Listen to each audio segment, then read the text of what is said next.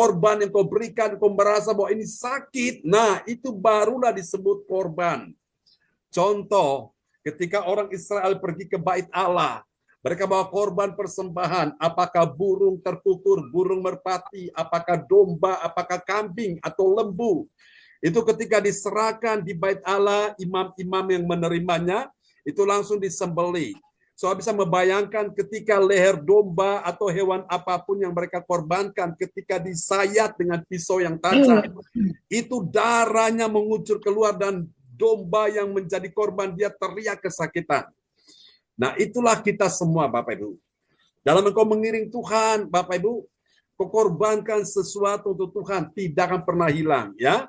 Kalau kau korbankan dan kau merasa sakit, Bapak Ibu, nah itulah korban yang sesungguhnya, yang menyenangkan hati Tuhan. Amin. Oke, ini yang pertama ya. Jadi orang yang punya keteladanan hidup dan wibawa ilahi itu, dia mengerti pentingnya berjeripaya dan berjuang. Katakan amin. Oke, mari kita lihat ciri yang kedua atau tanda yang kedua setelah dia mengerti. Baru yang kedua, dia memahami. Memahaminya gimana, saudaraku? Memahami itu pentingnya umat Tuhan. Umat Tuhan apa, saudaraku? Umat Tuhan mendengar Injil yang diberitakan dan diajarkan semuanya. Ya, semuanya itu kepadanya. Ya, saya ulangi sekali lagi ya. Memahami pentingnya. Memahami itu penting nggak? Penting. Ya. Memahami pentingnya. Pentingnya apa, saudaraku? Pentingnya umat Tuhan mendengar. Mendengar apa, saudara-saudaraku? Mendengar Injil yang diberitakan dan yang diajarkan semuanya itu kepadanya.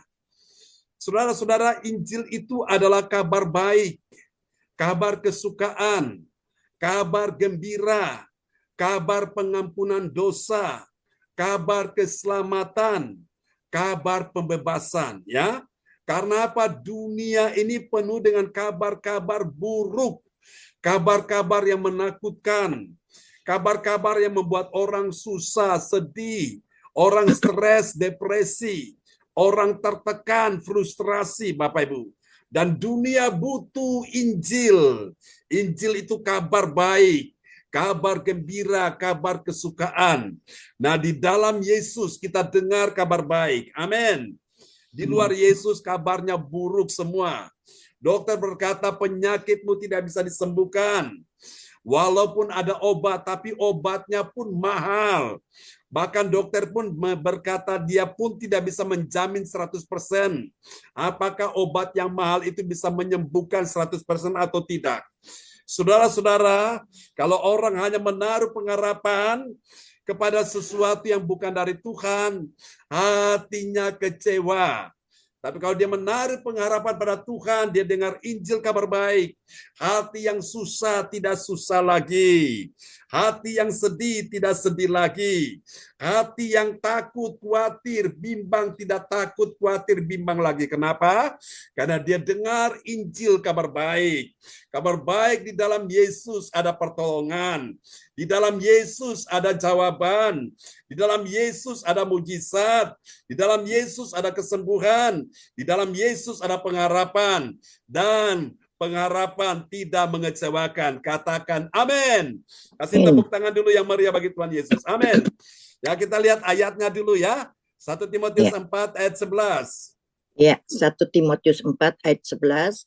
Beritakanlah dan ajarkanlah semuanya itu. Amin. Amin. Beritakanlah dan ajarkanlah semuanya itu. Apa yang harus diberitakan? Yang diberitakan adalah Injil. Kabar baik, Bapak Ibu. Jangan beritakan yang lain, saudara-saudaraku. Itu membuat orang tambah susah, tambah tertekan, tambah frustrasi. Tapi ketika engkau beritakan Injil, orang yang susah, yang sudah frustrasi, dia punya pengharapan, dia punya imannya bangkit, dan dia berkata, Tuhan, aku percaya, Engkau pernah menolong aku di waktu yang lalu, Engkau akan menolong aku di hari ini, dan seterusnya. Katakan amin, ya. Amin. Haleluya, tutup telingamu dari suara-suara yang tidak membangkitkan imanmu. Buka telingamu untuk dengar Injil. Injil Yesus Kristus Injil Tuhan kita, Bapak Ibu. Supaya hatimu itu tetap kuat. Katakan amin ya. Haleluya. Ini penting Bapak Ibu. Lalu sekarang kita lihat yang ketiga. Tanda yang ketiga dari orang yang mengerti tentang mahkota abadi dalam teladan hidup dan wibawa ilahi ya. Setelah dia sudah mengerti, dia memahami, baru yang ketiga ini dia ya. Dia menjaga. Menjaga apa Bapak Ibu? Dia menjaga wibawa ilahi. Tujuannya apa? Agar jangan dia dianggap rendah ya. Jangan dianggap rendah karena muda. Namun dia bisa menjadi teladan bagi orang percaya. Oke, kita lihat ya. 1 Timotius 4 ayat yang ke-12. Ya. 1 Timotius 4 ayat yang ke-12. Jangan seorang pun menganggap engkau rendah karena engkau muda. Jadilah teladan bagi orang-orang percaya dalam perkataanmu, dalam tingkah lakumu, dalam kasihmu, dalam kesetiaanmu, dan dalam kesucianmu. Amin. Amin, amin. Haleluya. Ini penting Bapak Ibu ya. Jadi keteladanan hidup dan wibawa ilahi yang ketiga itu, dia perlu menjaga ini Bapak Ibu ya. Menjaga wibawa ilahi agar jangan, ini tujuannya ya, agar jangan dia dianggap rendah karena muda. Namun dia itu menjadi teladan bagi orang percaya ya. Ada satu gereja gembalanya masih muda Bapak Ibu. Supaya tidak dianggap muda, saya perhatikan ya, dia membuat dirinya kelihatannya dewasa, jadi kasih breok Bapak Ibu ya. Padahal usianya masih muda, saudara-saudaraku. Nah ini kadang-kadang memang dalam konsep orang timur ini kadang-kadang mereka merasa kalau orang muda itu tidak punya banyak pengalaman ya. Tapi kembali lagi, bukan masalah pengalaman, tapi yang penting itu adalah teladan hidup, saudara-saudaraku ya, dan wibawa ilahi, saudara-saudaraku. Oke, saudara-saudara, kita akan lihat ini dari 3 langkah iman ini. Kita lihat sekarang apa yang menjadi hasilnya, saudara-saudaraku. Ini dia, saudaraku, hasil yang akan kita alami. Saudara-saudara, kita akan lihat ya, ini dia. Bagi orang percaya yang taat pada firman, apa yang terjadi? Dia menaruh.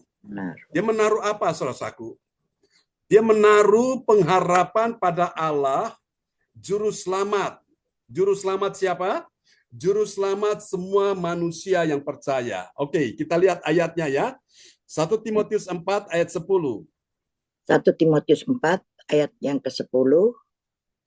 Itulah sebabnya kita berjerih payah dan berjuang, karena kita menaruh pengharapan kita kepada Allah yang hidup, juru selamat semua manusia, terutama mereka yang percaya. Amin. Amin. Terutama mereka yang percaya. Ya, termasuk kita-kita ini, saudaraku. Ya, itulah sebabnya kita berjerih payah dan berjuang. Kenapa, saudaraku? Karena kita menaruh pengharapan kita kepada Allah yang hidup. Nah, siapa Allah yang hidup? Yesus Kristus, juru selamat manusia, terutama mereka yang percaya. Amin, Bapak Ibu sekalian ya. Amin. Mujizat terjadi karena orang percaya, Bapak Ibu. Ya, orang percaya itu karena apa, Bapak Ibu? Dia mendengar firman, saudaraku. Orang Kristen yang suka mendengar firman, maka sudah bisa dipastikan imannya bertumbuh. Kalau imannya bertumbuh, mujizat gampang terjadi, Bapak Ibu. Ya, Tuhan tidak akan pernah bisa lakukan apapun sampai dia